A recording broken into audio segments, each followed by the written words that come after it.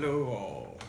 I have Chimay Cinq, otherwise known as Chimay White, or their Tripel. Chimay Trappist Brewery, very well known.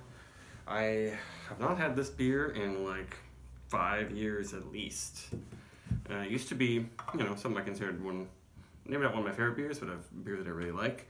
It's 8% alcohol, which is lower than a lot of other Belgian triples. And this one, I believe, does not use coriander. Rochefort, I think, use coriander in all their beers, but they don't make a triple. Sometimes they use it, like the really popular East Coast triple, Golden Monkey, that definitely uses coriander and maybe even some like orange peel or something. But just traditional beer ingredients. They do use some of that special Belgian candy sugar, I believe. The date on this, I don't even know. They probably do put the dates. It just says 19,342.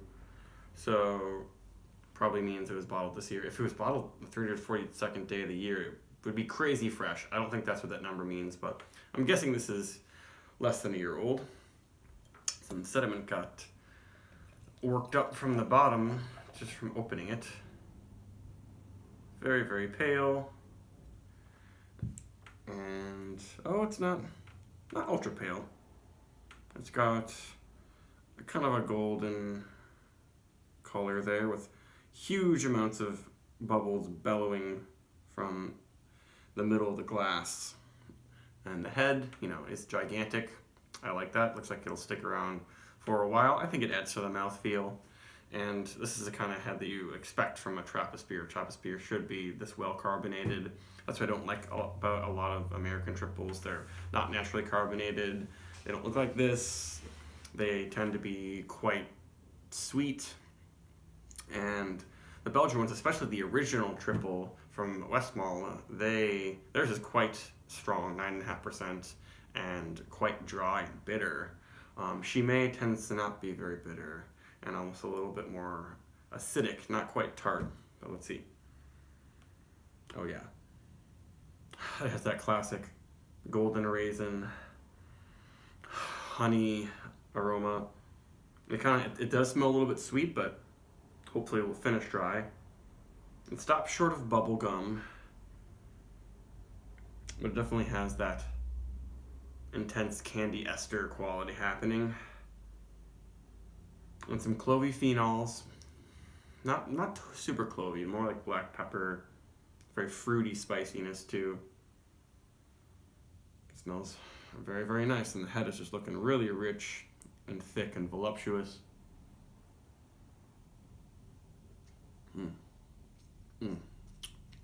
Wow. Very spicy on the tongue. Lots of deep malt flavors that you don't really expect from a beer that is this color. And it finishes quite dry, but I feel like it's more the spicy phenolics that are creating the feeling, the experience of dryness more than a huge amount of hop bitterness. But it is definitely a lot more bitter and hoppy than like their Double, the red label one. And the bubbles are still going crazy, and the head's finally come down a little bit. But that's really nice.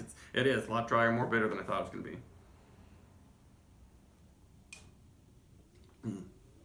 And it's so light bodied because of this insane carbonation being only 8% that it's kind of prickly on the tongue. It floats, but it also stabs. Not prickly is a better term. Whereas a lot of other triples are a little bit stronger and a little bit sweeter. They have this kind of floating quality on your tongue where you can feel there's a weight and there's a thickness to them, but the carbonation keeps it still light somehow. This one doesn't have that thick body to it. It's very, very light and refreshing. It's only after having a few sips and feeling the warmth in your throat that you realize, oh yes, this is a rather strong beer. Yeah, really interesting how it's I would say it's fruitier in the aroma. Kind of apricot, almost apple. Yeah, the aroma reminds me a little bit of Orval, except without all the Brett funk. Orval is the one odd beer out in the Belgian Trappist world that isn't in this sort of style. They use the wild, funky yeast Brettanomyces and dry hop it, and it looks kind of like this, but actually a little darker, but it's not as strong.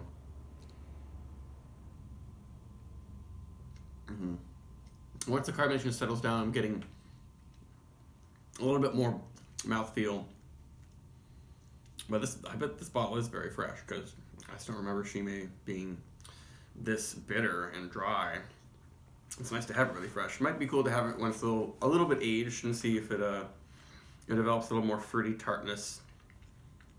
But I'm enjoying it quite a bit. This is a very, very nice beer, and the head is just fantastic. I don't know if you can see how it's just like these rich mounds of foam. It definitely helped to add to richer mouthfeel.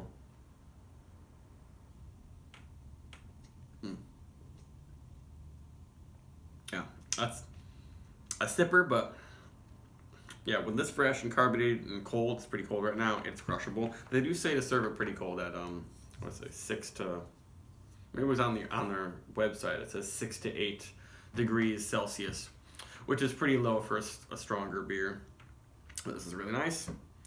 I think the West Malt might be a little bit better, but this is kind of in the vein of that, just taken down a notch and a half for alcohol wise.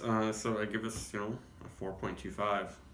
Really nice beer. Not one that I would return to all that often, but now I will definitely remember that this is nice and dry, and something that isn't gonna be taxing on the palate and hard to drink, because a lot of these bigger Trappist beers take a little bit. All right, that's it. Bye.